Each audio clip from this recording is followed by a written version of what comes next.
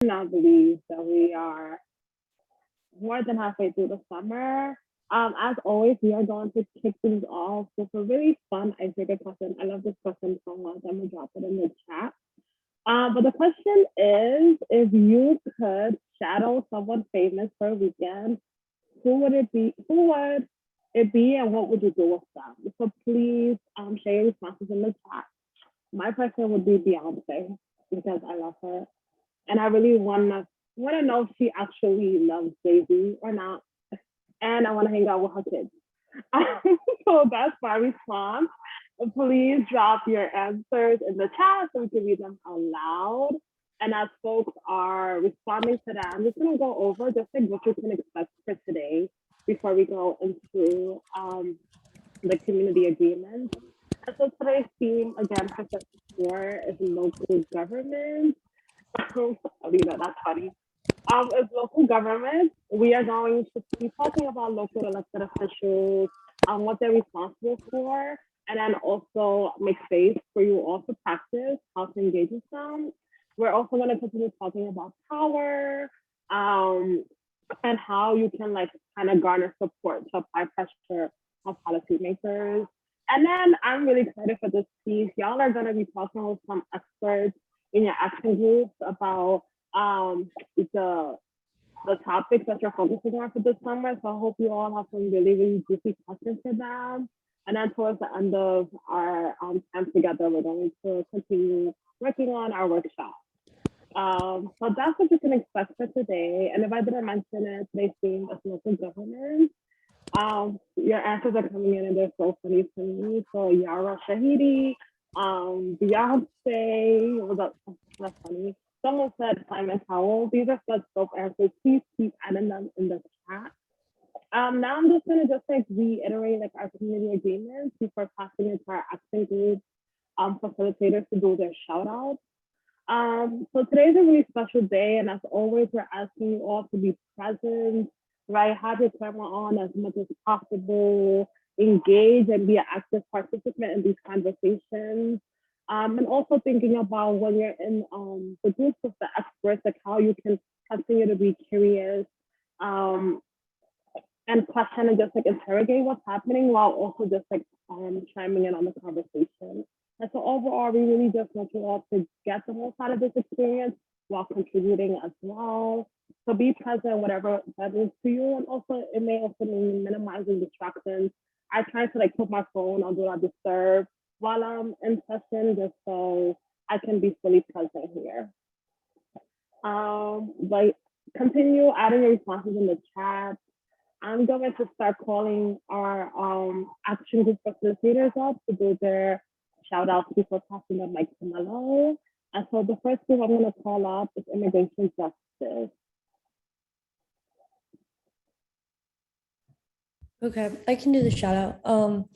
So we were gonna shout out Marame. We want to hear a little bit more from you. We have a really active group, so don't take it personal, but we do want to hear your voice a little bit more. Thank you, Marcella. Now we're gonna pass it to Rachel Justice. And so just for some context, like these shout outs are just one to just like call in folks who are in the space, just to provide some affirmations and to also just to encourage folks to be like more active in the group. So hoping that that is resonating with y'all. So passing the mic to Rachel Justice.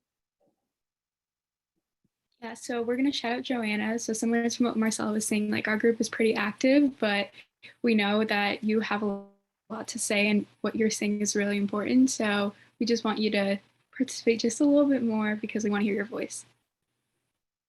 Thanks, Joanna. Now passing it to LGBTQ plus and gender justice. So we wanted to shout out Daniel. We've seen him participate somewhat on a group, but we'd like to see a little more participation, and we know that your input will be appreciated. Thank you. Now criminal justice. So we'd like to shout out Cindy. You've made like a really great comments and contributions, but we'd love to hear your voice more in our big discussions. Thank you, Trisha. Now to climate justice.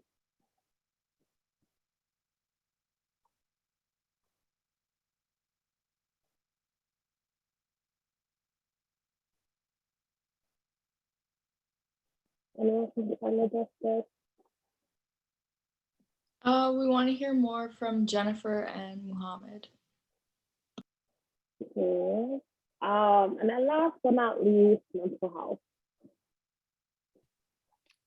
Saring, we love everything that you say. It's like every time you talk, either like Wikipedia, like equivalent of information. So we'd love to hear more of that. Thank y'all. Alrighty, folks. And also just want to like affirm everyone's contribution so far this summer. And this again is a learning process and it's an opportunity for folks to grow. And so I'm hoping these shout outs are received. And so I'm gonna pass it to Mello now. Thank you. I love those shout outs and those affirmations. And I will just also add, if you're somebody who has been heard a lot in the main room, please be patient with us and extend empathy as we might skip you to hear some voices that we haven't heard from before. So make space, take space. So that's really the purpose of these shout outs. So we've been getting a lot of questions about the workshops and the purpose of them, who they're for, when we're going to facilitate them. These are all great questions. So I'm going to just do a really quick recap of why we're doing these workshops. Thumbs up reactions or emojis in the chat if you participated in a workshop that's related to an issue you care about, whether it's something about police brutality, whether it's a workshop on climate justice, all these different issues. Thumbs up if you've ever participated in a workshop on it. Great, I see a lot of thumbs up. So we want to design workshops that are similar, issue-based, because again, over the 4 years that we've been running as an organization, we know that what drives people, especially young people, to vote or to be civically engaged isn't just about like elected officials and who's in power. It's about the issues that matter to them. So this is the way that we want to build the movement and continue to build political power for young people as well. So these workshops are special, not just because they're issue focused, but they're also designed to be created by young people for young people. So I hope that's a statement that y'all heard before, and if not just in young people's movement spaces for young people, but movement spaces in general, like solutions for the people, by the people, right? So this is the stuff that makes us a little bit more radical in the ways that we want to reach young people, because we feel like even when we sit in workshops around topics like the ones that we're passionate about, they're not usually designed to be youth-friendly. So this is a way for you to redesign some of those workshops or create some of your own. So number one, the target of all of your workshops should be peers. Why? Because number one, you're going to practice it with each other. So it should be designed for young people like yourself and unlike yourself. And number two, we're hoping to offer this to other spaces, whether it be in your own schools, whether it be in other schools, whether it be in other organizations that serve young people. Wherever young people are, we want to bring your workshops to them and also get you paid to lead those workshops. So that is overall purpose of these workshops, who's going to be behind them, how they're going to look. I would design all of your workshops as if you're going to lead them in person. And why? Because everything's opening up again. Hopefully things stay positive in that way. We're in the midst of leading our second in-person on-site programming at one of the schools that we partnered with this summer. We also led a 2-week one with both a high school and a middle school track. So it's more than likely that your workshop will be led in person, and we'll figure out all the logistical stuff when those opportunities come, and they will come. But design them as if you're going to be facilitating them in person. So workshops are going to be an hour long because probably more time than you think you're gonna get. Sometimes people ask for like shorter workshops, but usually workshops are about an hour. It'll be an icebreaker that's like 10 minutes, a main activity, which is like 30 minutes, like the meat of your workshop, and then a closing reflection, as we all do, because it's important to return back to the experience and the goals of the workshop, so that way people are affirmed and solidified in those learning objectives. What else? Are there any other questions about your workshop that I can answer before we get started for our session?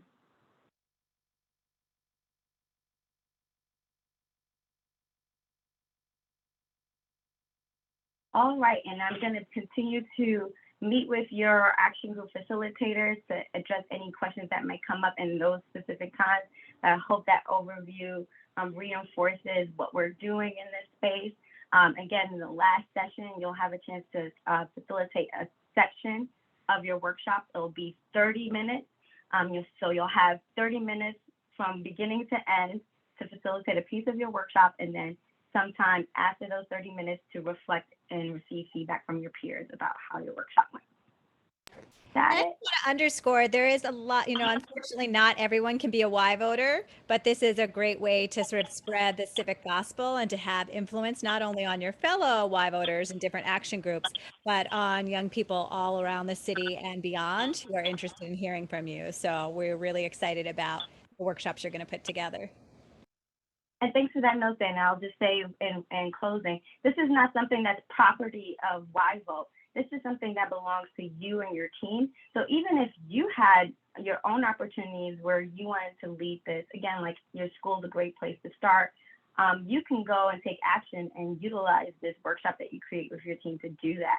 I'm always facilitating around restorative justice and ending the school to prison pipeline, because that's a issue that's been close to my heart. So I always have workshops ready to go in case I think, if there's an action coming up or a space that might need it. So just note that this is not property of YVote. This is you have ownership of this work, and you can take it anywhere you're gonna go, but we're gonna use our resources to make sure you get it out there. And with that, I'll pass it over to Melanie. Well, thank you, Mello. And again, I'm really excited to see what y'all do with these workshops. I think they're going to be really amazing. And, as Mello and Sanda mentioned, I've personally seen how getting out in the community, getting folks involved on the issues and making sure people know about it can really make a lot of change. So, as Sanda mentioned with the civic gospel, you really will be out there spreading it. So I'm excited to see what y'all put together. I'm seeing in the chat that there's some issues with audio cutting out. Is that an issue for me right now? Could I get some sort of indication from folks if my audio is okay? I'm seeing some thumbs up. Okay, great, thank you. Do let us know if we continue to have any issues, and we'll try to troubleshoot. I know internet drama can be a challenge, so do let us know. But again, thanks for the heads up. So with this session today, we know we have got a jam-packed session. We're going to be going through a lot of great stuff today, but I think one thing that we really want to make sure that y'all take away with this first part of tonight is, again, building that bridge between the issues that we care about and understanding our local elected officials, and seeing, again, how do these folks, how do these people in power, and how do the people that we know in our communities, how can they kind of come together and bring about the change that we know is needed on all of the issues that we care about. So that's really what we're going to be diving in tonight before we get into our dinner break. So first of all, let's just kind of, set the table here. Why is it that local elected officials matter? So, when elections come around, we might be familiar with federal elected officials, right? Folks hear things about, presidential elections. We might hear things about major congressional folks like Alexandria Ocasio-Cortez, folks who are very vocal. And those are all great folks to know about, to be following. But there are a lot of elected officials especially in our neighborhoods who represent us locally, that folks might not be as familiar with. And I think it's really important that we spend some time as YVoters, as folks who are, devoted to change, to think about what some of these roles are and why they are important for us as citizens or as members of a community, or, and again, as advocates trying to push for change. So before we get into who some of these key players are locally here in New York, I would love to hear from you. What are some issues in your neighborhood, on your block, in your school, that local elected officials might impact? So if you can think about, again, some of the issues that your local elected officials, whether it's city council members, whether it's mayor, what are some of the issues that you see in your community that they might address? Go ahead and put some of those in the chat. While folks are putting that in there, I would say that one example for me is bike lanes. So I don't know about y'all, but I have been definitely biking a lot during the pandemic. And so for me, it's really important to have, safe bike lanes to bike in, whether it's protected bike lanes, all of that, that's really important to me.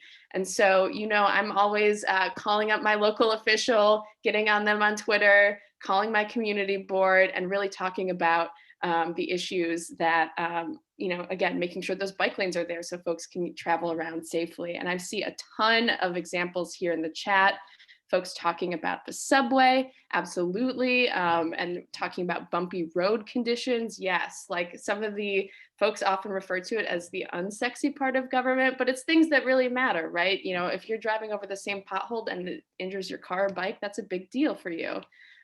Folks talking about housing. I see gentrification in here, school budgets, local parks, folks really naming a lot of really important local issues happening right now, whether it's public housing in New York.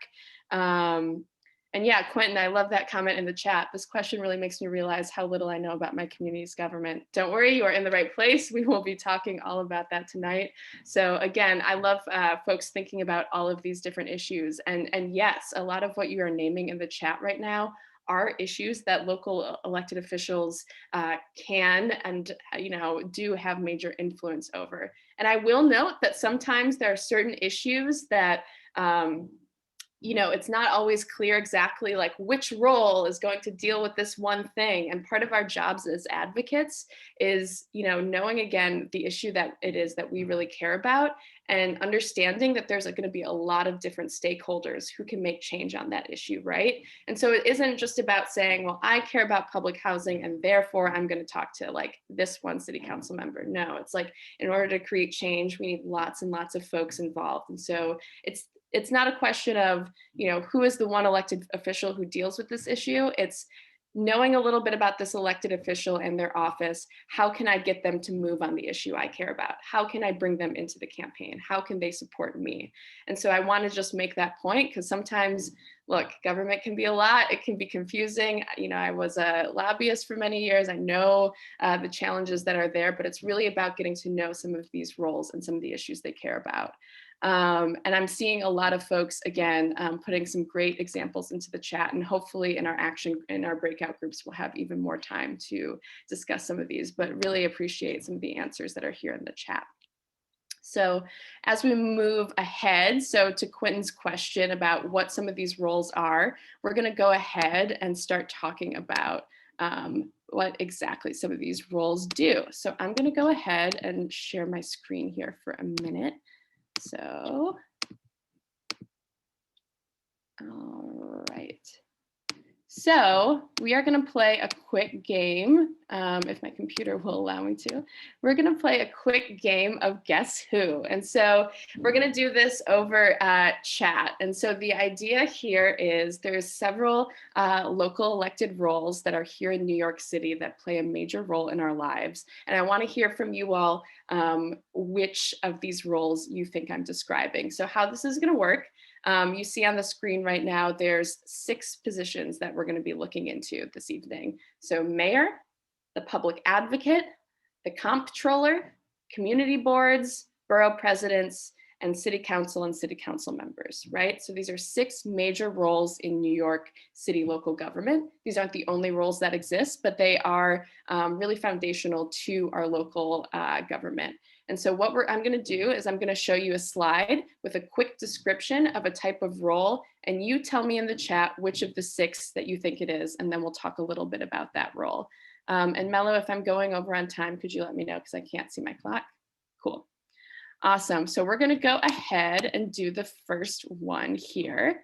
All right. So guess who? All right. So I want to know what y'all think. Who is it? Which role is it that, 1, influences new developments in neighborhoods? So we're thinking about housing, new affordable housing in your neighborhood. Who influences that development? Who funds specific projects for boroughs? And who is a cheerleader for boroughs? And I see the chat is blowing up. So I'm seeing, oh yeah, we've got borough president, we've got community board in here, absolutely. All right, it seems like my unscientific answer here is a lot of folks are saying borough pres. And if I go to the next slide, bam, bam, bam, bam, bam, you are correct. That is borough president. So again, it's helpful that borough was in at least 2 out of 3 of the clues there, but yes, it's a unique role to New York City. It's a role that doesn't have as much power as some of the other roles that we'll talk about, but they can be a major influence in our neighborhoods, in our boroughs, and again, can be a real cheerleader for some of the issues if you can get them committed to those issues. So as an advocate, sometimes we would go to the borough president to again try to elevate some of the issues that we care about and get them to tweet about it and talk about it at press conferences and bring more attention to it. And so that can be one way that we influence the borough president. So nice job, everyone, on that first one. So we're going to go to the next one here. So I want to know who you think, who is the chief financial officer of the city. The same person investigates how city agencies spend their money, and they manage the pensions of city workers. So if you know anyone who works for a city agency and hopes to retire someday, they're going to really care a lot about this position. And so what am I seeing in here? I'm seeing comptroller again and again. And congrats, y'all. That is correct. Bam, bam, bam, bam, bam. That is the role of comptroller, which is, to me, one of the weirder words that's out there, but it's a really influential role in New York City. This is, you can also think of them as the chief economist of the city. So they're thinking about how is the city's economy doing? Where do we need certain investments? And how are our city agencies spending the resources that we give them in order to improve the economic lives of New Yorkers? And so again, this is a pretty important position to bring a lot of attention to issues to New Yorkers. And again, we're going to be having some new comptrollers coming into office very soon as a result of the elections coming up this year. So again, there's a lot of change happening right now in New York, but I wanted to see or make sure that folks, again, know a little bit about that position. And I see Jen is adding in the chat that there's some questions about the pronunciation of that. If you really want to get into it, there's a lot of local political drama about, do you pronounce it comptroller or comptroller versus comptroller? Literally, there's like news articles about it. I don't know why people care so much about it, but they do. I say, just say it however you want. It's a weird word. Just know what the role is and be prepared to, again, know who that position is. But again, I'll share some in the chat later about, again, why there's so much debate over that word. I see Quentin in the chat talking about, but what are they doing about the MTA's $2 billion debt? That is, again, a great question, Quentin. And again, this gets back to the idea that sometimes in local government, it's not just one person who oversees an issue, but they have a role in that issue, right? And so the MTA is largely controlled by the state government. So that's going to be Governor Andrew Cuomo has a ton of influence over the MTA and over the MTA's board of directors who make, you know, a lot of the decisions about day-to-day issues in the MTA. And so in a lot of ways, the governor actually has a ton of power when it comes to questions over the MTA's debt. but something like the city comptroller can bring a lot of light to that issue. So if they see, hey, the MTA is spiraling into debt and now they want to raise fares, like we want to write a report on this and whether it makes sense. That's kind of how the comptroller might come to that particular issue. So just wanted to share a bit on that. So we're going to keep moving ahead here. So I want to know who you think is the elected official who brings attention to problems within city government, and they can introduce legislation in the city council, but they can't vote on it. So which of those 6 describes that? I love seeing the chat just like light up, by the way. I'm seeing some answers here in the chat. I'm seeing public advocate. Y'all are on it. That is correct. Bam, bam, bam, bam, bam. The public advocate is the one, again, who's bringing some of these issues to light. And so again, this is a very unique role in New York City. This is someone who, again, you can think of, like the name says, as an advocate on behalf of the public of New York. And so this is, again, someone who can bring a lot of light to issues that you care about.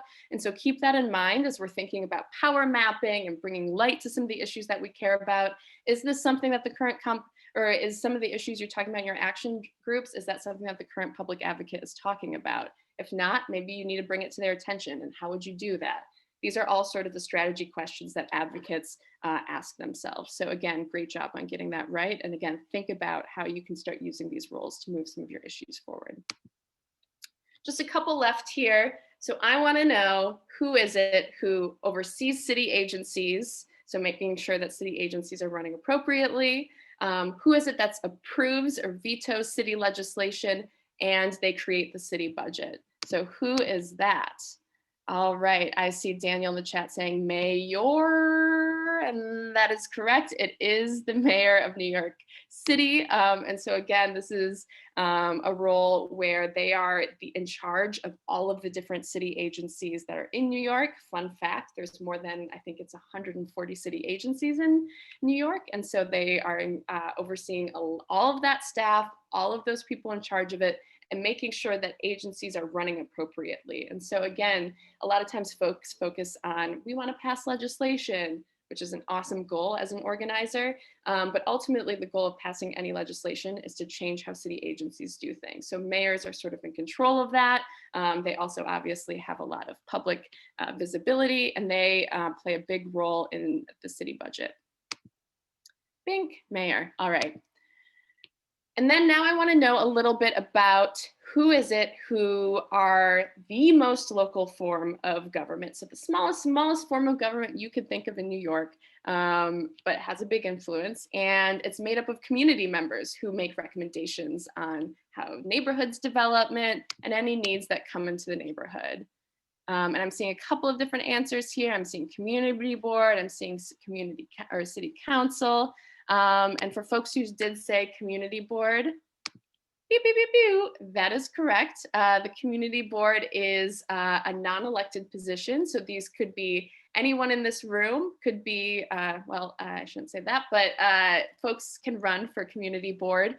You don't have to be like an elected official to do it. You get nominated by the borough president, and then you have, you make a lot of recommendations around things like, again, housing being developed in your neighborhood, parks in your neighborhood, bike lanes in your neighborhood. Again, you'll hear me talking about bikes all the time. I'm sorry, it's just how I like getting around. So it's a hugely influential position. Yes, thank you, Mello. I didn't want to get the age wrong. So anyone 16 and up can run for community board. So y'all could be on the community board if you wanted to be. I think that would be awesome. We'll share more information if that's something you want to hear about. I have friends who are on their community boards, and I know it's been a really meaningful part of their lives. So just wanted to shout that out. And a great stepping stone if you're thinking you want to be in higher office. Great place to cut your teeth and build some knowledge and connections. Absolutely. Thank you, Sandra. And then last but not least, I suppose one could use the process of elimination, but we're going to guess. So which of these bodies has 51 members, introduces and votes on city legislation, and again, works with the mayor to develop the city budget? And folks are already putting it in the chat. Y'all are very on top of it. Ding, ding, ding, ding, ding. It is indeed the City Council. And again, these are, there's a lot of folks, there's 51 members. We're gonna go later on today, you're gonna make sure that we all know who our City Council members are. So again, Quentin, some of your questions earlier about what these roles are and who they are, we're gonna make sure y'all know who some of these folks are. But again, hugely influential. And again, we wanna make sure that we're thinking about not only, hey, you're in an elected office, of course you're powerful, but the question is, how, like, what's their power? How are they powerful? And how can we use that as folks who care about the issues in our community? So again, great job, y'all. And I'm seeing some questions here in the chat. So wait, community boards are nominated by the borough president. Sounds like a lot of corruption. I mean, I think that's a very valid piece of feedback. So I think the way that it works, and maybe Sandra or Mello, you can correct me if I get this wrong, but you put in an application to community boards. You might have recommendations from people in your neighborhood who think you'd be good at it. And then ultimately those are signed off by the borough president. I don't think it's totally, it's not like they appoint every single person on it. It's more of like a formality to make sure that everyone gets nominated. And then I see another question in here, why 51? Also another great question. So there's 51 city council districts in New York City. And so that's across the 5 boroughs. And so each of those city council districts then gets a member. So again, through mapping and years of changing political maps, we've come up to a system where we have these 51 members. And again, that helps us when they go to vote. It means that it's not just an even split. And so, again, thank you everybody for your great answers there. And I see Mello asked another great question in the chat, and I hope y'all can add some answers there about what an issue you can imagine contacting some of these elected officials about. And maybe if folks want to go ahead and share those in the chat, we would love to hear them. And again, we can think about strategy moving forward. So again, great job, y'all. I hope you enjoyed that exercise and maybe learned a little bit there. And we're gonna go ahead and move into breakout groups. And so again, as I mentioned earlier, now that you kind of have a familiarity with what some of these roles are, you're gonna make sure that you know who your elected officials are. So Sandra is gonna create breakout rooms based on the boroughs that you live in. And then you're going to work on figuring out who your elected officials are, so do some independent work, and then you're going to talk with your group a little bit about what you've learned about some of these elected officials and then issues you might reach out to them about, because spoiler alert, you're going to be reaching out to them later. So Sandra, let us know when you're ready for the breakout groups, and then we will go from there. They are ready. So you should have the little invitation in the bottom right corner. Awesome. Thanks, y'all.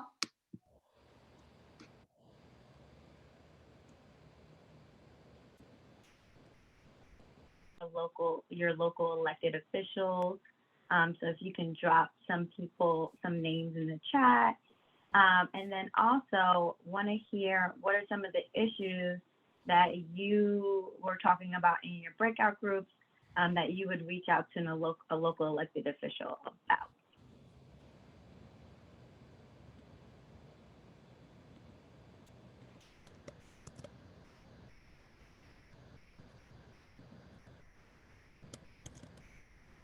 So let's swing around the boroughs. How about Brooklyn? What are some things y'all discussed in the Brooklyn borough group?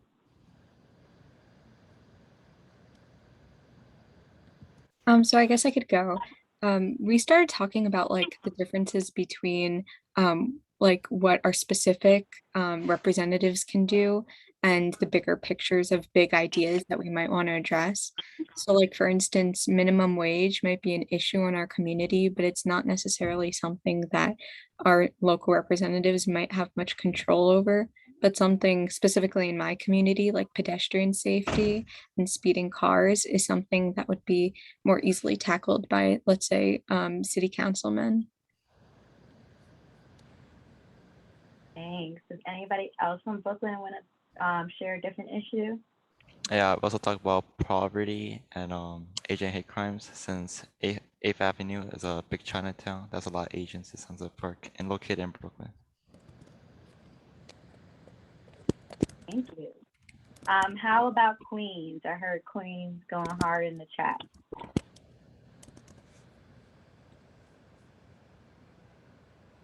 Facilitators, feel free to gently call people in. Oh, Liana has her hand raised. Well, we were also talking about the council members, but also like the certain issues we'd like to kind of cover. Some of us said like criminal justice, and I had mentioned like climate change, you know, like the pollution.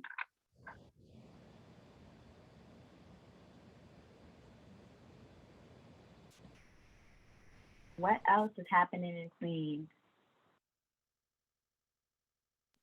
Someone in our group mentioned having more mental health resources in schools, which I think is really important, especially now. I think Demetrius raised their hand. Yeah, also just maybe some bike lanes here and there, because I feel like from all the boroughs I've went to, except Staten Island, I haven't been there. Adding some bike lanes, because I feel like Queens really does not have that many, except in like LIC by the water. That's really it. All right, what about the Bronx?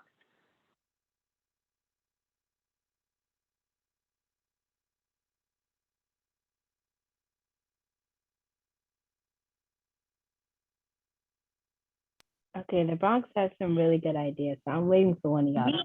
Yeah, somebody want to call in? Okay, I'm gonna call in Iman.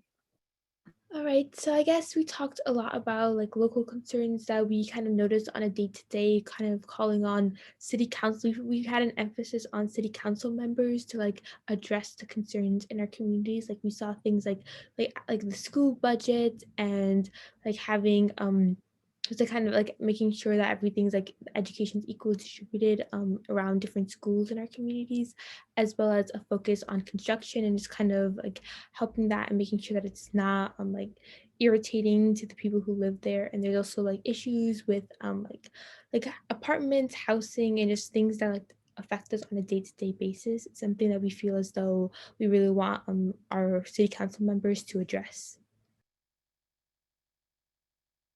Thank you. Last but not least, Manhattan and the two people from Staten Island. Well, I said that we need to diversify the staff and counselors are like predominantly white high schools, because I go to Beacon and like for me in my group I said that I felt kind of uncomfortable, or like I don't feel the safest like talking to my white counselors about like the issues I faced in that school. And like after the whole scandal that we had freshman year where like our counselor was like only pushing like Black students to only apply to like schools with higher acceptance rate, like colleges, like it made me like feel even less uncomfortable, like less comfortable to like go and talk to them. And I also feel like those like down white high schools also need to make like trips and like school events accessible, because like they offer like when I like one of the main reasons I wanted to go to Beacon was that like they take their students like to like different trips to Italy and like across the world, but then those trips can run you up to $10,000. And like for people like me, or like I think it's like 13% like Black population at Beacon, we don't have $10,000 to spend on a school trip. So I feel like they need to make it more accessible. Awesome. And Ben, do you want to share? Hey, so I was talking about, so I'm from District 2 in Manhattan, which is the largest district. And there was a lot of, between parents and students, what I mentioned is that there's a lot of parents and kids who got displaced in terms of high school. And that they, sorry for the background noise, and that they had to had to do with the stress of displacement, and that maybe the people we could go to was, I know Carranza stepped down because there's a lot of backlash because of it, and because a lot of kids were displaced and people thought a lot of the pressure was on him. Whether the purpose of the displacement for a lot of students and kids got into places schools they didn't even put down or like last on their list. And as I just went through the high school process a couple of years ago, this kind of hits close to me and my sister who's a couple of years younger. So I think that in terms of high school displacement, what do I mean by displacement? As in they didn't get placed into one of their schools. And so I think that, yeah, exactly, not getting a high school of choice. And so for this, I think that for District 2 students, I think we can go to Carranza or maybe even de Blasio. Thank you. That was wonderful. So I hope this was informative. I also want to encourage everyone to continue to share in the chat, especially because in my group, I was in the Manhattan group, a lot of y'all are already connected to your local officials and actually met with them already. So you should share that with your peers, those experiences, so that way, if y'all haven't had a meeting with one of your local elected officials, that you know a person in this group that can help you build elevator pitch, or just know a little bit from their experience what that looks like. Of course, you know, we'll be resources, but it's good to know, speak to your peers about their experience as well. And with that, I'm going to pass it back to Melanie. All right, thanks, Mello, and thank you everybody for the great answers and conversations that y'all had. Again, hope you're starting to feel more familiar with some of these electeds. And again, I know some of you might already be familiar with them and are starting to think about ways that you might be able to connect and help move some of the issues that we talked about tonight already. So excited to see what work y'all do with this. And again, thanks for your participation. So now that we're starting to talk about, you know, who some of these policymakers are and what their roles are all about, now we really want to move to the sort of the next level here in our civic engagement, which is thinking about how we can rally enough support and put pressure on our elected officials to make sure that the issues that we care about are addressed, are changed and resolved, and that we have a more equitable city as a result. So that might sound all pie in the sky, like kind of idealism, but this is really how social justice campaigns move, is not only knowing who these elected officials are, but starting to think about who they're connected to. And so again, this is where we're moving from just knowing about our elected officials to actually getting into strategy. So, you know, social change requires collective action. And I just want to say that, because it's important to remember, like I said earlier, that one person or one elected office isn't going to single-handedly end all of the problems in our communities. That's really not how change works. But these offices can be really helpful vehicles for advancing the issues that we care about. And Angela Davis has a really great quote on this that I always think about when it comes to thinking about elected officials. I'm going to share it in the chat, and I can also share with you the article that it came from, but I just wanted to read it out loud here. Every major change in this country has been a consequence of a kind of a collective imagination. So we have to ask, will this candidate enable that kind of arena or shut it down? And so again, think about some of these elected officials in that sort of sense, right? That these are not going to be people that will share our problem and then they'll just run away and fix them. No, democracy is a lot more collaborative than that. And it requires us and our engagement and our constant presence in order to win on some of the things that we know we want to win on. So I really like that quote, and just, again, have that in the back of your mind. And again, how I read that quote is that elected officials can be our allies, or they can be our opponents in some of the issues that we care about. And sometimes they can be both. Someone who really supported your issue at the beginning might end up blocking it along the way. And so what do we do about that? If we really care about some of these issues and we want to move them forward, we're going to need support to win them. So not only from elected officials, but from community members, workers in a neighborhood, the teachers, students, all sorts of folks, people that, you know, our friends, our neighbors, like these are all really important constituencies to win on the issues that we care about. And so if there's one big takeaway that I want you to have from this, is that relationships win campaigns, right? We need relationships to win. And one tool that advocates and organizers use to map these relationships and identify who potential allies and opponents are called power maps. So again, power maps are a little bit what we're going to talk about now, and I'm going to show you an example, and then y'all are going to get into your action groups to work on a power map related to some of the issues that you're working on. So again, a power map is a tool to figure out what you or who you need to influence to win a campaign. It's going to help you identify who you should target in your campaign, how you might target them. And that again is a matter of, you know, some of the tactics that you use. Are you going to write a petition to them? Are you going to, you know, show up to their office? Are you going to try to get a meeting with them? That's all going to depend on, you know, where they stand and what relationships are important to some of these elected officials. So again, it's starting to build some knowledge of who these people are, who do they listen to? And again, the reason that we start to map this out is because social justice campaigns take many years to win, or they can. So we want to be able to use our time most effectively. So I'm going to go ahead and share a real life example of a power map that I used in a campaign that I worked on in my last job. So before coming to YVote, I was working on higher education campaigns here in New York. And so one of the major campaigns that I was working on was restoring free tuition at CUNY. And so if you're not familiar with CUNY, it's the biggest urban public university system in the country. There's 25 campuses, and it's been free in the past. For the first 130 years of its history, the city and state paid enough money that every student who went to CUNY didn't have to pay tuition. And it's only been within the last 40 years or so that tuition is charged to students. And now instead of taxpayers supporting higher education, it's falling on working class families to pay for tuition. And we think there's, for a lot of reasons, that's not the most equitable way to bring education to our communities and make sure everyone has equal access. So we worked as part of a coalition on restoring free tuition at CUNY. And so what you're looking at here on the screen, and let me know if you have any issues seeing it. You see sort of 4 quadrants here. You see on the left-hand side over here, support, you see oppose, and then you see this one on most influence, and you see this one on least influence. So what we did as a coalition, so again, it was me and partners from a lot of different organizations across the state. We literally sat down with Post-it notes and said, who are some of the people that support the issue that we care about? And we mapped them on this. So we knew that the folks over here in this corner were in support and had a fair amount of influence. And so those were really powerful people to have on our side. And so some of those people were the folks who wrote the bill around getting free tuition at CUNY. There was also a lot of progressive folks who leaned towards the left who just got elected to the state legislature. And we knew that a lot of them ran on this issue and were very vocal supporters.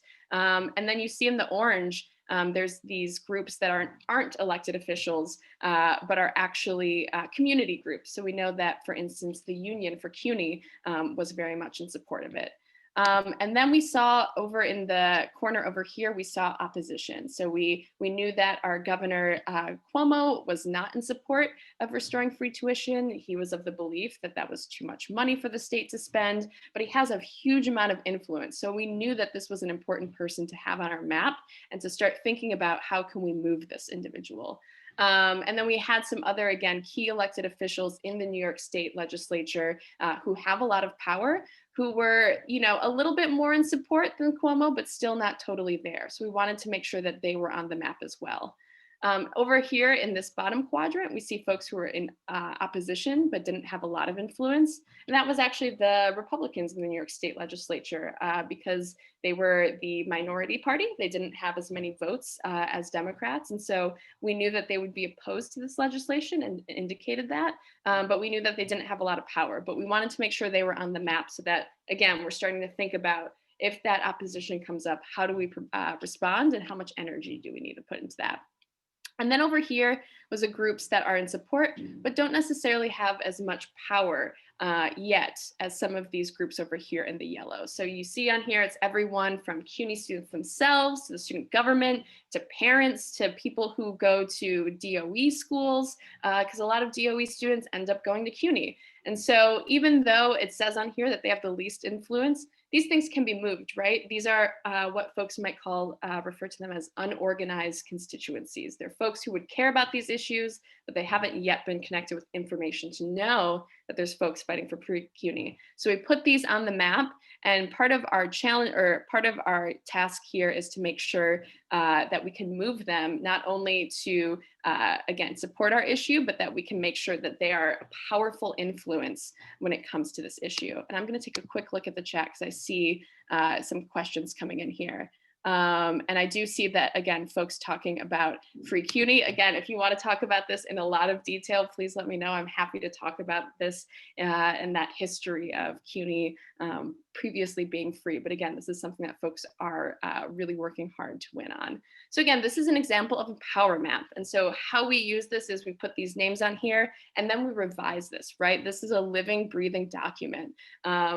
In politics, people change, views change. And so someone who's, over in the opposition, we might move them over into the support. Or we might have the case that someone who supported it is now not really, going as much up to bat for the issues that we change on. So as a coalition, we revise this power map on a quarterly basis. So at least 4 times a year, we are going back and revising this. And again, I want to point out here that it's not just elected officials that we're looking at, it's these community groups, because again, we're looking at this power map here as not only where do these people stand, but who's going to influence them? How can we get them to move? And oftentimes, if you're hearing from a powerful constituency, that can get an elected official to move. So again, just wanted to share that. And again, there's a lot of different ways to do power maps. Here's another example of one. It looks a little bit different, but again, sort of same 2 degrees here. It's decision-making power, degree of support. Again, here's a real life example of one that we worked on. And again, it can look like a really basic like this. It can get more involved. This is another example of a power map that I know folks use, where again, this one's not filled out, but you can see that folks add in information not only on who some of the key players are, but what are some of the bigger problems of society that we're looking at? What are some of the upcoming events, key battles that are coming up that we might be able to leverage these relationships? So again, the first task here is to really, think about some of these relationships, but then as you start to do that work, you can start to move ahead and start to really strategize around it. And that is how a lot of local organizing happens and how a lot of change comes together. And so I wanted to pause here and see if folks have questions on any of what we've shared so far.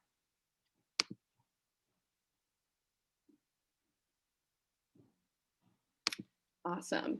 So what's going to happen next is we're going to get into breakout groups. So you're going to get into a group with, you're going to get into your action group, and you're going to work on a particular scenario, right, relevant to the work that y'all are doing. And so you're going to put together a very similar power map, putting through who are some of the key groups who might be concerned about this issue, who can we start to get involved in it, and how do they sort of all relate to one another. So y'all will be working on that. Your facilitators will share the screen and you're going to work collaboratively on that. So any questions there as Santa puts together the workout or the breakout rooms? And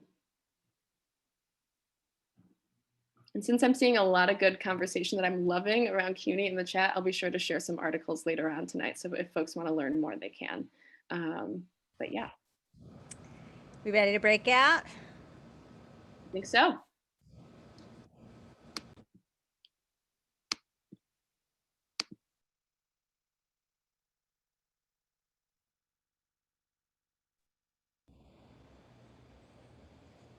Welcome back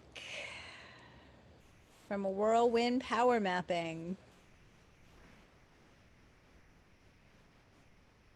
All right, so quick debrief before we all head off to our dinner break. So I would love to hear what are some things y'all learned from power mapping and comparing different stakeholders across the support and power that they hold. Let's start with immigration.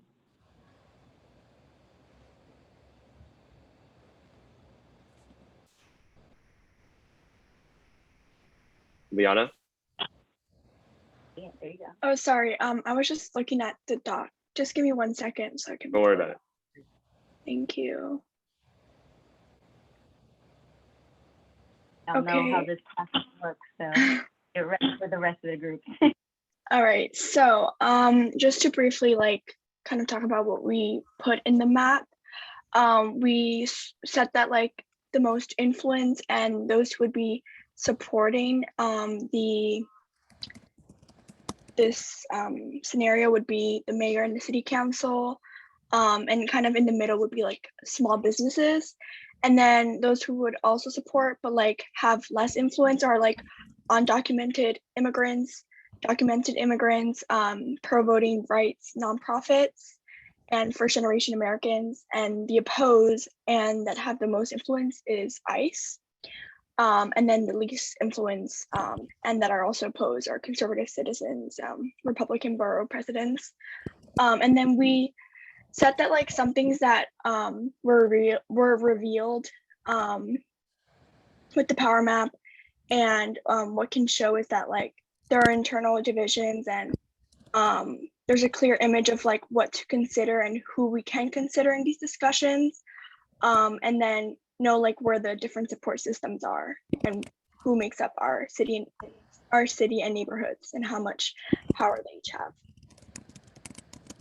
And so then we spoke about what like we needed to do in order to move people who may have opposed the bill into different quadrants on our power map, and like what it's going to take to do that is create movements in order to support the bill, research both sides. So like let's say in a discussion you'll be able to kind of convince them why the bill itself might be beneficial to them.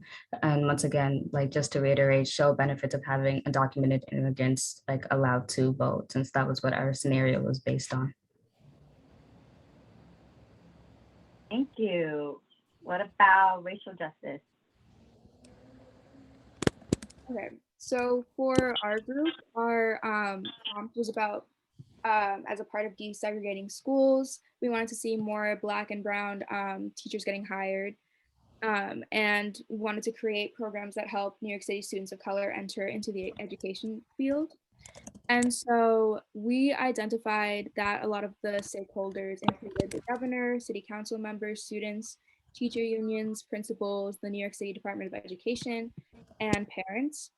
So in terms of most influential, we said probably the most influential of all of them would be governor, then Department of Education, city council members, principals, teacher unions, and then progressive parents and students. And obviously, we also talked about kind of like internal division between the groups. That's why we have down here like progressive parents versus conservative parents. So like, for instance, they won't have the same opinions on desegregation, and that also like includes like certain people that are like maybe like city council members, or whether or not the governor is like a Republican or a Democrat, or what their beliefs are. And we said in order to move into a different quadrant, one of the most important things was that we noted that students were kind of like the least influential, and we thought that that something really important could be to like kind of make the students more influential. And some of the ways that we thought about that would be to like start a petition or to make presentations and get like a large group of people together. Thank you. LGBTQ and gender justice.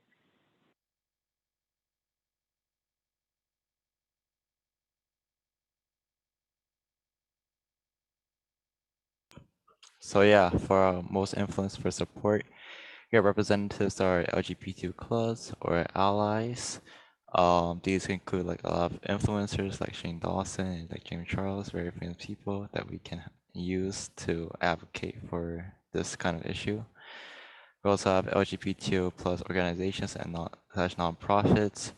We also have organizations or groups that also face harassment and discrimination. So basically groups like Black Lives Matter, Asian hate crimes, they can also help support our group since they also face the same issues.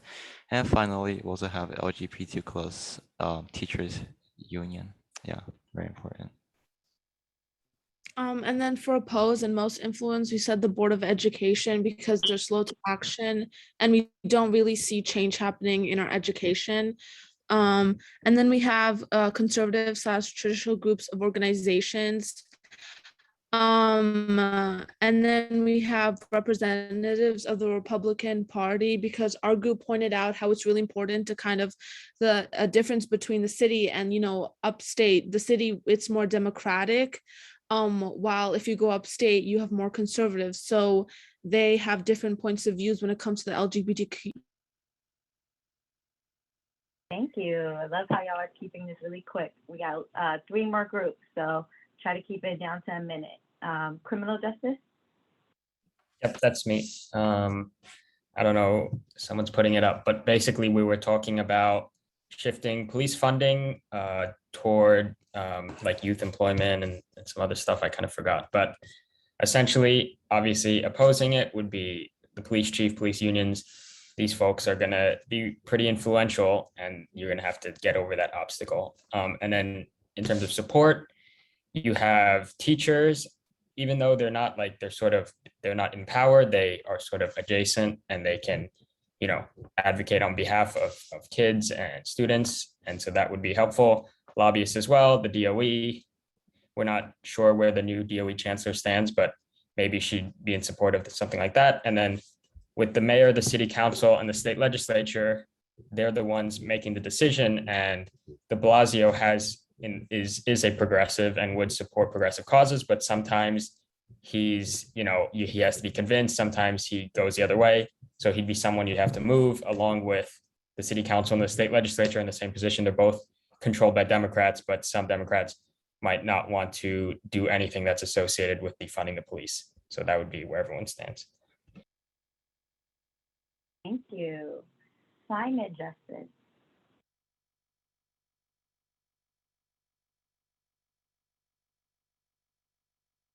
Climate justice, where you at?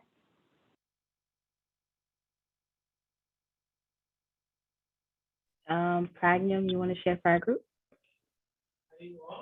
Okay, so we talked a lot about basically how students and parents would be in support of. We were talking about a program that would pay people to learn more about climate change, particularly like students. So we put students and parents, but we said that they didn't have a lot of influence. And then for support, we said maybe the mayor, city council, borough president. And then we also linked up that since it is a program that aims to pay students to learn, maybe like the summer youth employment program, something, maybe we could like work out some sort of a branch of it or something like that. And then we also said, maybe the governor, maybe the mayor, stuff like that. But then we also said on the opposition, people who don't really want climate change to be a big movement. So maybe lobbyists and corporations who benefit from people not being educated about climate change and its harms. Thank you. And mental health, take us away. So our group scenario was that we wanted to remove a large amount of police officers from our schools, like large police presence. And so we said that the people who would oppose us the most and with the most influence would be the DOE and the NYPD. And with the least influence that oppose us would be possible staff members that still want protection from police officers and conservative parents who want their kids to be safe at school. The support with the least influence that we would receive would be from students, but we also discussed that students might have influence in their larger numbers. And principals at different schools might also support this cause, and progressive parents and social workers. And the most influence would most likely be the city council. Awesome. Thank y'all all for sharing back and reporting back your power map. Hope this was super informative, not just for you personally, but for your workshops. All content we do is something you can use as inspiration for your workshop. Yes, I said in the chat, we're breaking. Thank y'all for staying back for 7 minutes. As always, we ask that you stay logged in because that helps us move quicker into breakout groups, which we'll be jumping right into when we get back from dinner break. So please get back like 7:30 on the clock. Facilitators will be back at 7:25. Enjoy dinner. Eat something more than a glass of water. Happy dinners all.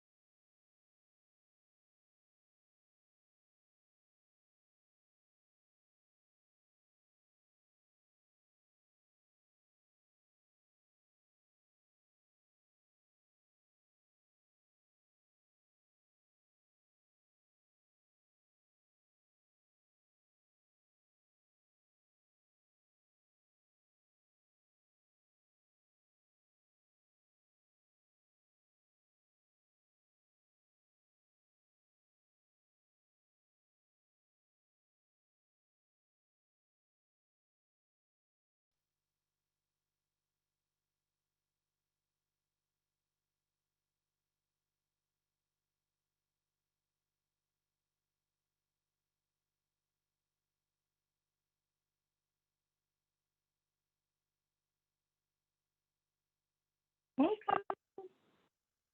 Hi. You're having better connection, I see. Yes. Struggle's over. Let's pray. Hi, everyone.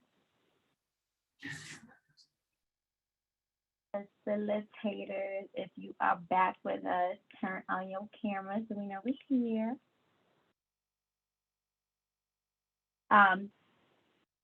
So just want to recap again that we'll be going directly into breakout groups. Let me know if y'all have any questions about the second half of the session before we all see each other.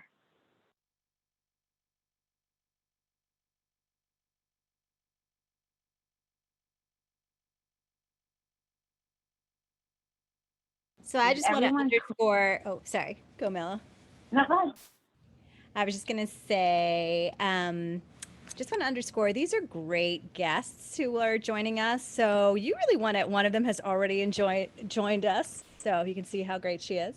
So we really want to maximize this moment, right? To get all of your questions, or at least 20 minutes of your questions answered, and also to forge a connection, right? These are people who can be a resource and a network to you. You've all heard of old boys clubs. You know, this is new people's clubs. And so we need to create our new people's network. And these are great people for you to do that with tonight. So no question too big, no question too small, but you are going to want to prioritize because 20 minutes goes real fast. Any questions before we break out? So we're going to pop your experts into your rooms in about 10 minutes. You'll have 20 minutes from them with them, and then you'll come back. Our guests may be able to stay with us, and we'll do sort of like 10 minutes of share out. So each of our action groups will have 2 minutes to share some highlights that you took away and to sort of like introduce your guest to the group. Should be exciting. Any questions?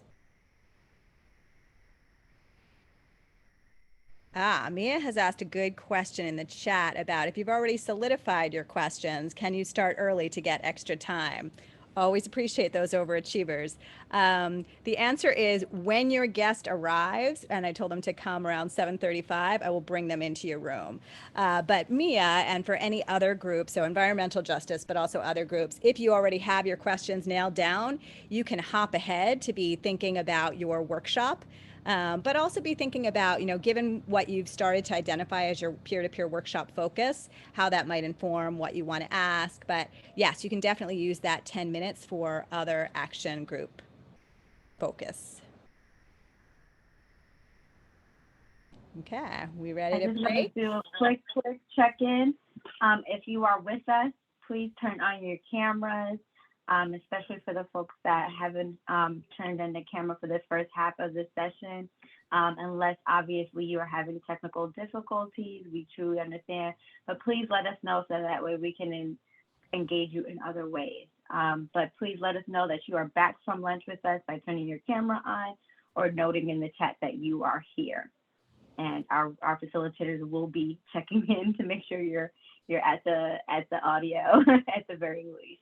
And I will say, to the point of networking, it is really hard to network with someone if you had, say, a paper bag over your head, and that's the equivalent having your Zoom off. So feel free to put on any background, but push yourself to be comfortable showing yourself in your full glory.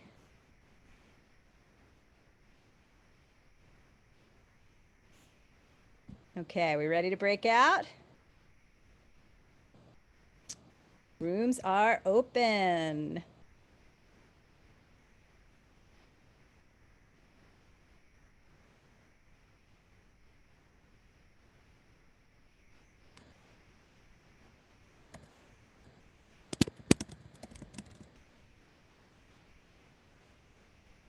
I don't see a room.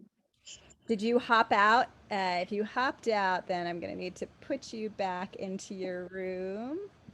Oh yeah, I think I left for a minute. My Wi-Fi glitched out. Okay, that will definitely throw things. So I will put y'all in there, but you will have to be patient with me as I find your rooms. Oh, me and Betterman.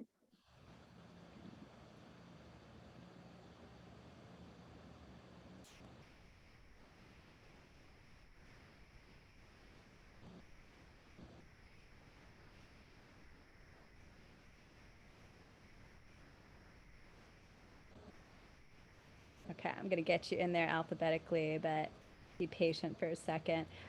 Mello, do you want to share anything? I know we have at least one guest, the incredible Kari Hung Esquire.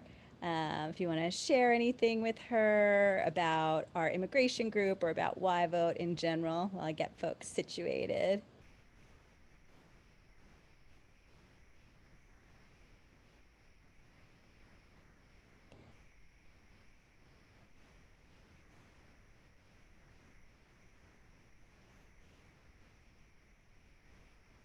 Welcome, Sasha. We will be with you in just a moment.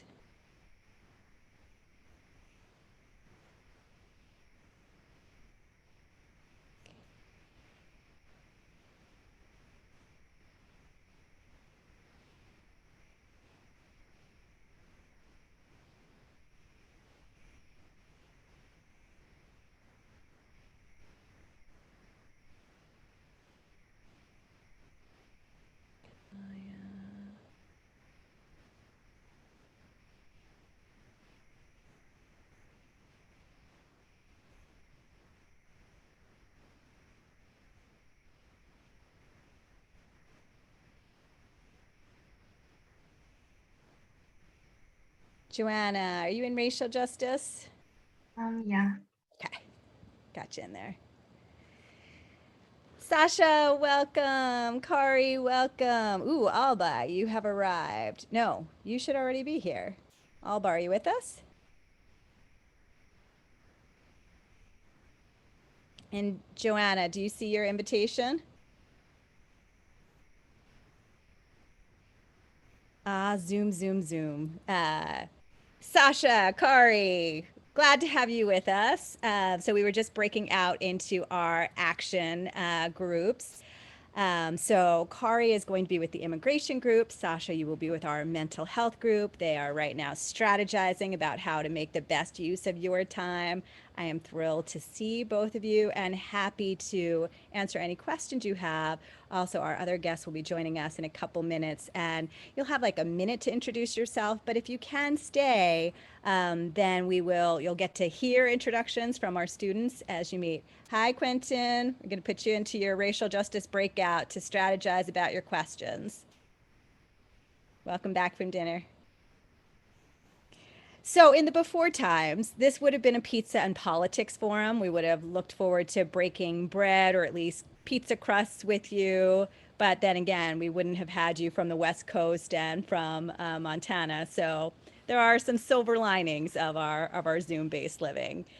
We have had some exciting last few weeks in that we have resumed some of our in-person resumed, not S-U-M-E, not but Not we are resuming all the time. This is the resuming part. Resuming, exactly. It's deja Zoom, I think, much of the time. Santa, before we break into this, you just look amazing. You look happy and healthy, and it's because I'm seeing you, Kari. Powerful or and it could be wonderful. the Zoom filter. It's a combination of like Zoom filter and my happiness of being here. Is it superhero filter? The superhero. That would be great. I have not gotten good at those. Like, what are the things where we can put on? Although, speaking of superhero, I was going to say cape, but we have Dr. Moss sporting the glasses. These are amazing. Danielle, great to see you. And Danielle, your backdrop is so good that I can't tell whether this is actually your home or whether this is a backdrop. It is a backdrop. Okay. I was like, it's a little too perfect, but it's sort of like mine, except that mine is like all messy and not color coordinated. Danielle, Kari, I don't know if you two know each other because Danielle. I don't think we do. Yeah. So Danielle was Swarthmore class of 90. So she was, I think, graduated right before we got there, but her legend is so large that. Yeah, right. Yeah. Welcome. But Hi. great to have you here. So we'll do, I was just telling Kari and Sasha that we'll do sort of like informal interactions, but we're going to soon be sending you into your groups. But if you can stay with us from 8 to 8:10, then you will get to hear more about one another, because you are all amazing civic leaders, and we're so excited to have you get to know our young people, but also each other. So just a little bit of background that I think some of you know. So we use an issue-oriented approach in YVote because we believe people don't vote just for the sake of voting. Some people do, but most people vote because they care a lot about mass incarceration or deportation at the border or college affordability. So we really try to back map from the issues that our young people care about to look at the intersection of how individual action, collective activism, and electoral politics come together to create change. So earlier tonight, we did a lot of work with power, looking at different kinds of power and power mapping. And we also did a local governments lesson, so people now know a little bit about some of those levers and how to activate them. And now they are going to, and so the thing that I was going to say is, so they focus on an issue, but we are obviously very intersectional in both senses of what it means to be intersectional. And so you'll be focusing on one issue, but ultimately all of these young people will be sharing their workshops and their wisdom with one another here in YVote and more broadly within their schools. So they represent 45 high schools across New York City. They'll be doing the workshops at their high schools, but also, Joanna, you are back. Sorry, I you're think having there's Wi-Fi issues. there's something wrong with mine. Okay, well, let's see if you can stay in now, and if not, I'll give you a call-in number. So they will be doing this for YVoters for the last week, and actually we will invite you back if you're interested 2 weeks from today on Wednesday the 18th. Each of the workshops will do a half-hour taste of their workshop. The real workshops will be a little bit longer. So they'll get to experience one another's, then their schools, but also more broadly. So Danielle, we'd love to do it for all of our scholars, if any of them are of interest. Again, the advantage of our Zoom-based world, Sasha, we could do it with some of your groups. Leah, it could be great to do as an intergenerational alliance and to have our young people do for the Women of Women creating change. Kari, if there's any groups that you know that it would make sense to do, that is an option. So we're going to break in a minute, but are there any clarifying questions? We probably don't have time for probing questions, but you can ask them, but I won't have time to do justice in an answer. Fossil fuel divest must be Alana. Welcome, Alana. Hi, apologies for the name. No, it's perfect. And Alana, I hope you will appreciate when we were breaking up into our action groups, our two facilitators for climate justice said, I don't think we could have a more perfect guest expert. She's everything. So you already have some fangirls in the group. Mishi, so great to see you. Should we join the breakout? Yes, I'm going to put you into your groups now. If you have any questions, I was just explaining to the others, but Mishi and Alana, if you want to stay, you can. I'm going to put everyone else into your group. You are going to arrive unceremoniously because I can't introduce you in. So you can just say, hi all, I'm here, and they've read your bio. They're going to be super excited to see you. Sound good? Cool, thanks. Nice to see you. Great to see you. Emma, you are back. Wi-Fi issues? Kari, No, everything is okay. You're good? Okay. But Yeah. why are you back here? Can you get into your room? Oh no, I just came. I don't think I was put into a breakout room yet. Oh, you're just getting back from dinner. Okay. Yeah. Are you in racial justice? Criminal justice. Criminal justice. Okay, we will get you in there. So, Mishi, we were just saying you'll be in your action group. I think you know the drill. So I'm going to put you with criminal justice. You got a little sneak preview of Emma there. And you'll have 20 minutes with the group. And if you're able to stay, you'll be able to hear how they synthesize your thoughts. This obviously will be an appetizer, not a full course, but we're excited to put them in contact with you. We also invite you back if you are interested and available 2 weeks from now when they will be doing the first draft of their peer-to-peer workshop on criminal justice. So you'll be helping inform their general knowledge base as well as their workshop. Any questions? No, I thought that sounds good. Perfect. Okay. In you go to criminal justice. Dina, do you have your invitation? Can you hear me?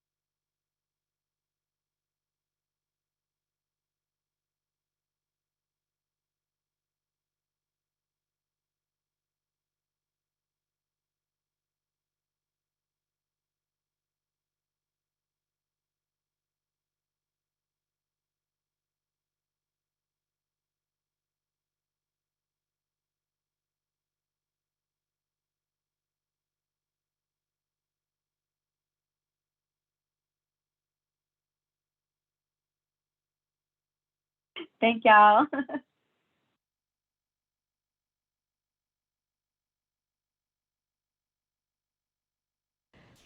So closing those rooms may have been the most painful thing I've ever done, and I've done some painful things. So every conversation was so fascinating. We are so grateful to our experts for being here. Intergenerational alliances are powerful, and that has been demonstrated in spades tonight. So for our guests, if you are able to stay, we would love for you to stay as we have a little 12-minute debriefing and sharing. We will also email you to invite you back if you're available in 2 weeks, or to stay in touch, but we also understand for anyone who needs to leave. And we are going to go alphabetically by our action group. So we are going to start with climate justice, sharing out about your guest and your conversation.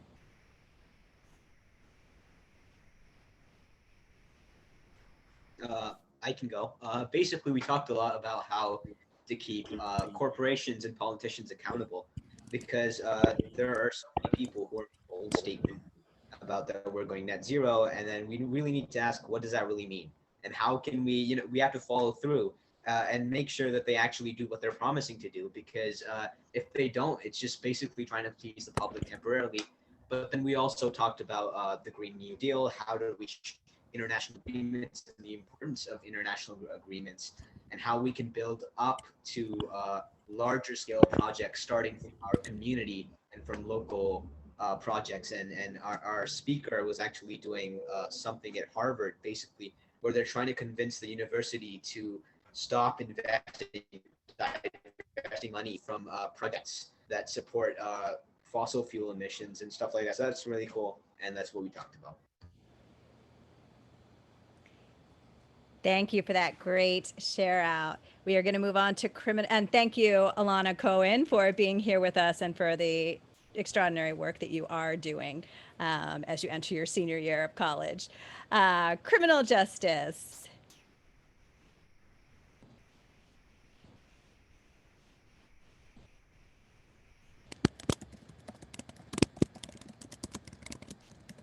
I get off for criminal justice, if that's okay. Yes.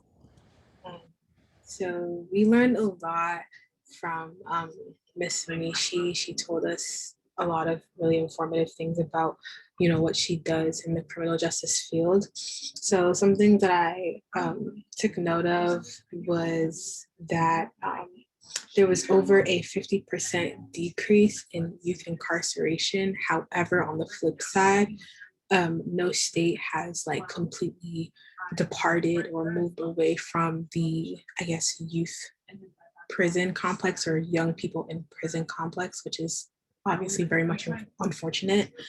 And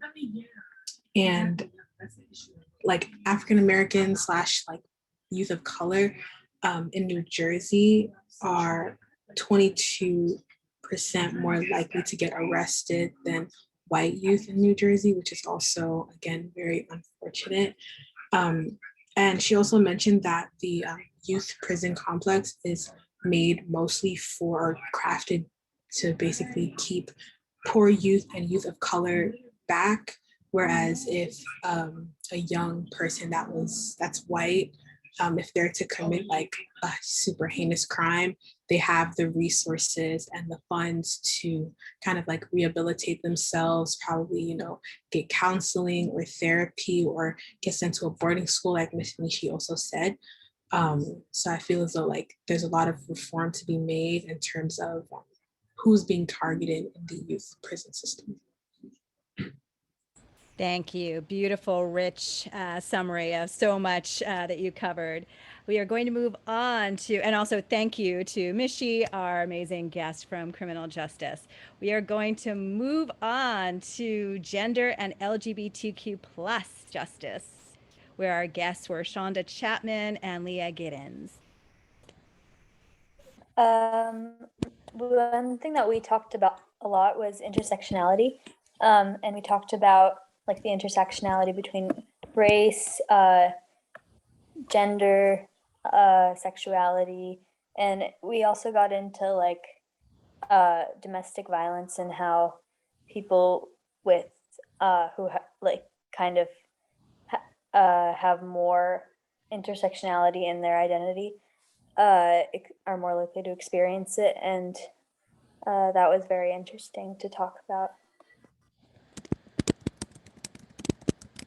Fantastic. Anyone want to add anything before we move on?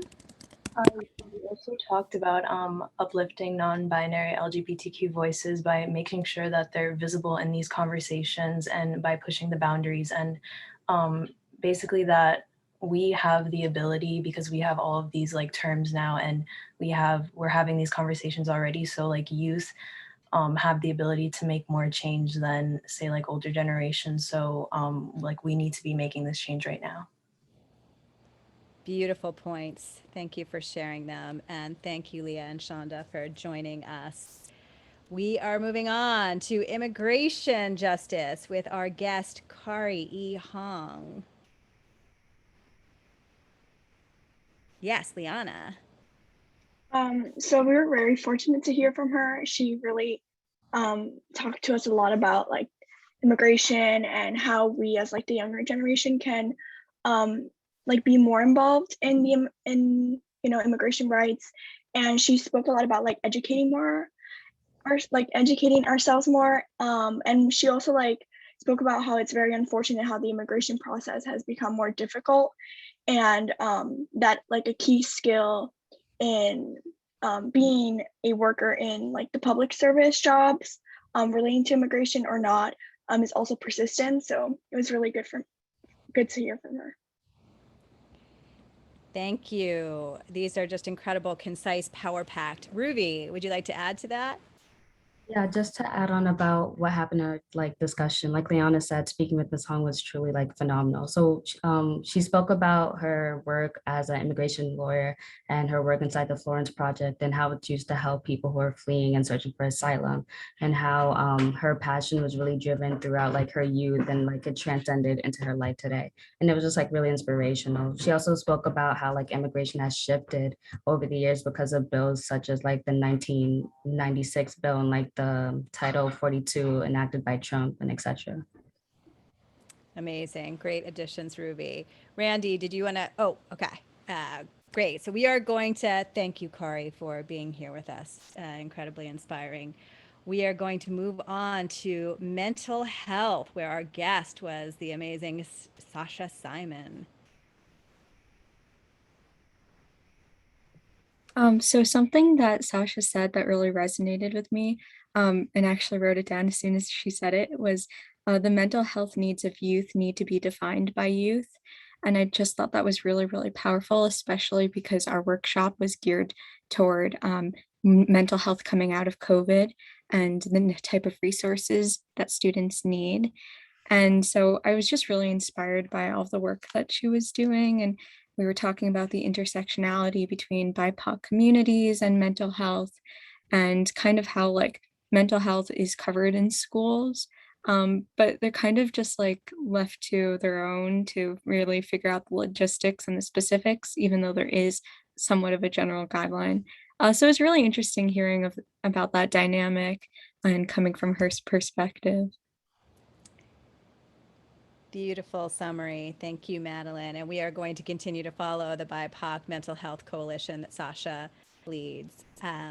So racial justice, I think, is our final group, where our guest was Danielle Moss.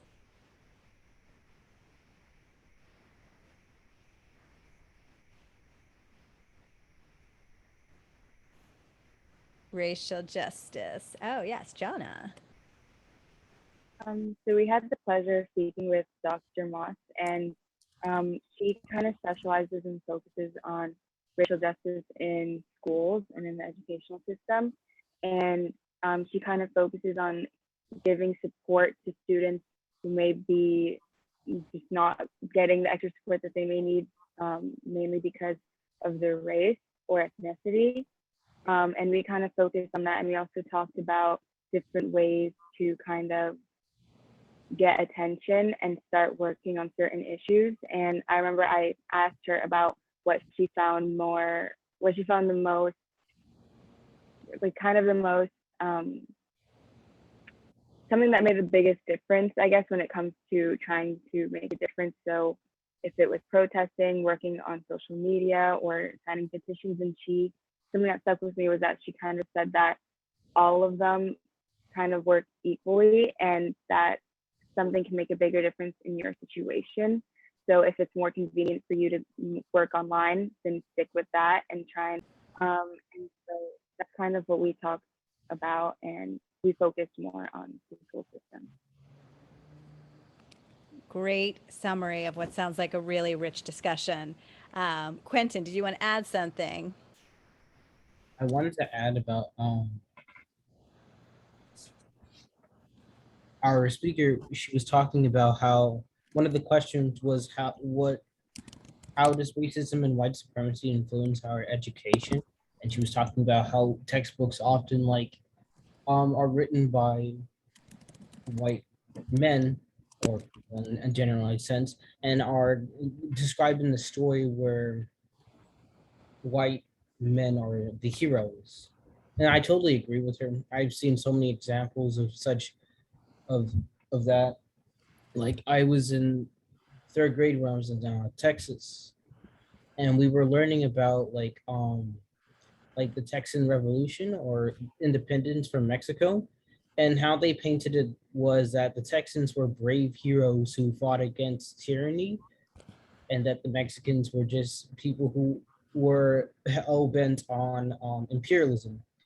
But years later, when I fully understood the history of it, it was a lot different than what they were describing to us.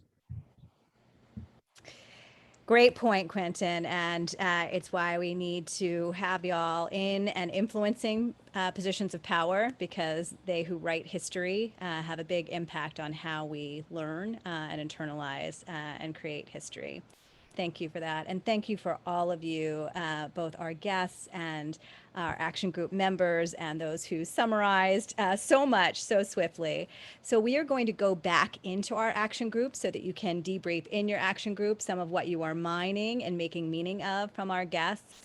Mello, do you want to share anything about this next section and what they will be working on? Oh, Lord. Yeah, I have a lot to get complete this session. So as Sandra mentioned, definitely jump into debriefing these Q&As with your guest experts. And then some of you may actually have to revisit what y'all were working on last session around your workshop learning goals.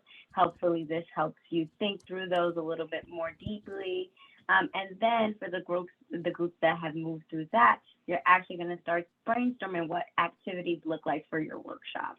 So your facilitators have some ideas, and of course, like we said before, use all the stuff that we've done in our experience and your experience as well beyond YVote as an inspiration of what you want your workshops to look like.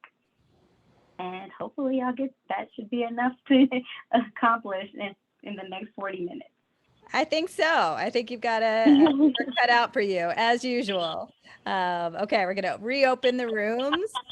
We'll bring you back together. We're going to come back together about 10 minutes before the hour. We'll talk about our day of action this Saturday, and debrief and move forward together. Have great working time. It's been a long afternoon for all of us, I'm sure. So for our today's affirmations, just put in the chat or say out loud, what is something new you learned today? Or you can write you could shout someone out, a person from your group that you learned something from or were inspired by something that they said. So go wild, just raise your hand if you want to say something or put it in the chat.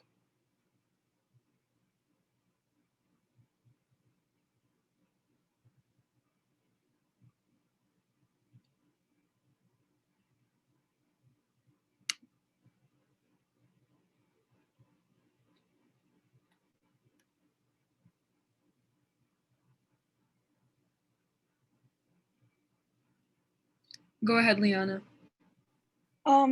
It's not really something that I learned today, but more like a highlight. I just really like the guest speakers because like in our group, like the immigration group, I feel like it kind of reminded me sort of like why I'm so passionate about like advocating for immigrants, because I was able to hear it from someone who has been able to work with immigrants and what her experience was like. So it was very inspiring to hear from her.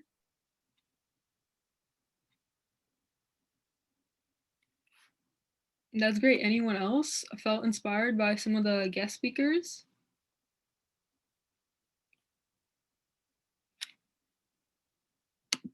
I guess I'll go.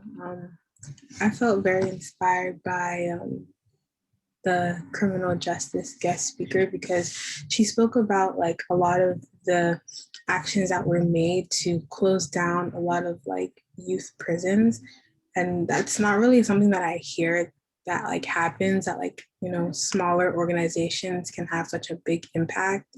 And it was really inspiring to hear like, you know, the bills that were passed because of these organizations and these initiatives and campaigns.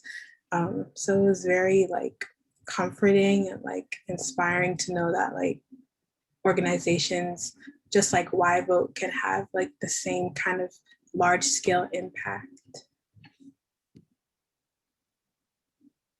Of course, it's great. And my mental health speaker was also really inspiring. Does anyone want to speak on that? I remember all of you being really impressed by some of the words she spoke.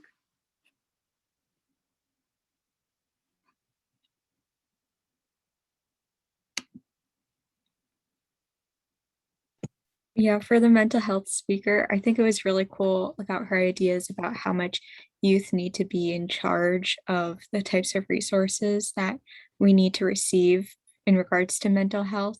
And it really is kind of crazy that adults get to choose that for us. And I think that what she said really brought that into light. And it was really interesting hearing that. And I was glad to have like youth represented through her. Anyone else want to share any other general inspirational or learning moments they had today?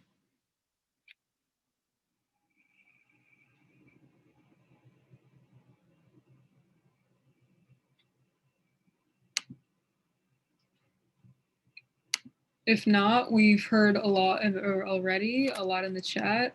It was really great just having these guest speakers here and very inspiring. And with that inspiration in mind, I'll pass it on to Sanda with the day of action. Yes, thank you, Anna. And I also want to give a special shout out to Anna, Michelle, and Chris Ann, who are facilitating YVote ChangeMakers all day during the day at Beacon High School this week. We were at School of the Future last week, also with Catrice and Yulemi and Newshot and Edward. So double dipping. So, Saturday is our day of action. It is in person. It will be the first time that many of us have gotten to meet in person. We recognize that not everyone is able to come. We are unfortunately not able to offer a remote option because we are going to be outdoors. But if you can't make it, we will try to think about different ways to engage you at another time. But we hope as many of you as possible can come. I've put in the chat the link, and I'm going to screen share too quickly. So the key things to know are we are going to be convening in Union Square Park. You will be able to find us because we will be wearing YVote shirts. We will be a big group. We will have blankets. There will be a farmers market going on. So, you know, you'll have to, but we're in the center, so you can sidestep the farmers market. We will also have YVote swag for you, so you will walk away being, you know, well suited and getting to finally meet the people that you have seen on a screen. We will do various interactive activities during the first part of the morning. You will have some time in your action group to talk informally and to do a little bit of work on your workshop. We'll do some debrief and intention setting. Hopefully you have by now signed up for a workshop. We picked the ones that were most popular. We combined some and you will be connected to that based on your priority. If you haven't yet filled out that form, can't encourage you enough if you want to have your top choice priority. We will have lunch together. together. YVote is known in the before times for our pizza and politics forum. So we will be bringing back the pizza and politics over lunch. It will be informal, but also some activities. We will then have some synthesis and sharing. So you'll get to hear some highlights in a really interesting way from each of the workshops. And then you will get Metro cards because we are going to travel together. We will have more time to interact informally. We are going up to a really cool part of the High Line Spur, which is on 31st Street and 10th. We will travel there together, and they are having a Nourish to Flourish. So we had initially planned to do more sort of direct activism stuff, but we realized that self-care is a huge part of activism, especially today. And so we are going to be doing a focus on self-care. There is going to be an essential oil creation booth, t-shirt design, infusing teas, an interactive wall to respond to questions, a photo booth. We've heard goodie bags for us, food and snacks. So those things will be happening. Our official end of our day is 2 to 4, but the end of Nourish to Flourish is 6 p.m. So if you can stay beyond that, at 4 o'clock, there will be artists and performers, as well as open mic for singing and spoken word. It will also turn into a dance party. If you are more interested in making art than making dance, there's also going to be a painting stall. So lots of activities all around. And the most important thing is getting to interact with one another. So we are at 9:01. I'm happy to stay on or answer any specific questions you have. We'll send out more information about this and where to find us. Union Square we intentionally chose because it's a good intersection for people coming from all of our boroughs, and it should be a great central place and a great afternoon together. So morning and afternoon together. So we're really excited. So anyone who needs to go, you are welcome to go, and then we'll take Emma and Daniel's hands. Yes, Emma. Is there going to be a Google form for us to sign if we're not going to be able to come? It's the same one that was passed out last week. So if you look into your email, you have that from last week. It was the session feedback form. So if you already indicated that you can't come, then we have you recorded for that. Okay, thank you so much. If you get a chance to fill it out, then you go back and fill it out. Okay, thank you. Have a good night. Thank you, Emma. Daniel. So I see on a Google form there's 4 workshops. So on the day of action, we will just choose which workshop we want. No, you're going to get it. That you will get your assignment based on what you prioritize. So you'll get sent an email that tells you your workshop. That's just a list of the 4 Okay. for everybody. Also regarding the location. So in the park is very big, right? So Yes, you're going to get more information that will have like a dot where you can see it on a Google map. That will be more specific, but it is the middle of the park. And also you will have my phone number to text me if you have any trouble. You will also see people in YVote shirts. You definitely will not be able to miss us, but we'll give you more specific directions. So yeah, just get there by 10 and we're all good. Right? Exactly. All right, thank you. Thank you, Danielle. Gigi. If I'm not able to go in person to the day of action, does that mean that and if there's no remote option, does that mean that I don't get that part of the stipend? For now, we are going to try to figure something out on another day. There just isn't any way for us to create a remote option and also honor COVID safety and being outside and all of that. So we will get back to those who are absolutely not able to come. And again, we apologize that there isn't a way for us to do all of that together. Okay, thank you. Good night. Good night. Nika. I signed up for a couple of the workshops, but then I realized that I can't come in, that something came up. So will I still be getting like a schedule or anything like that?